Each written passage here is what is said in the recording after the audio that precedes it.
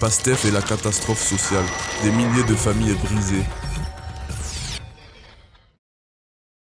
Presque un an après l'arrivée au pouvoir de Pastef, Ousmane Sonko promettait du travail, du renouveau, une lueur d'espoir.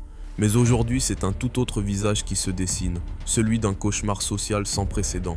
Les promesses d'emploi se sont transformées en vagues de licenciements. Des pères, des mères, des jeunes, jetés à la rue du jour au lendemain, sans explication, sans indemnité, sans humanité. Le régime de Sonko pulvérise les records de licenciements. À Dakar, 800 travailleurs du port autonome ont été sacrifiés.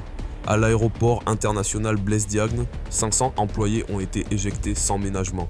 À la Poste, 200 familles ont été brisées.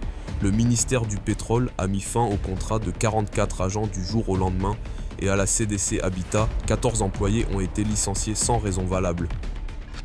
Et la liste s'allonge encore, la fermeture des bases militaires françaises a coûté 162 emplois.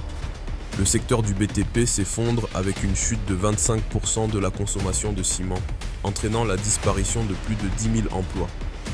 À Diamniadio, des entreprises textiles ferment, laissant plus de 500 travailleurs sans avenir. L'injustice frappe jusqu'aux plus fragiles.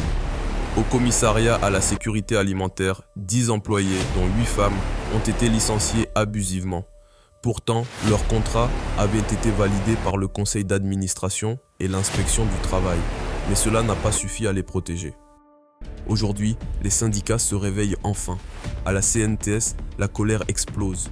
Mody Guiro, Elimane Diouf et Cheikh Diop dénoncent ces actes barbares et jurent de se battre pour la dignité des travailleurs.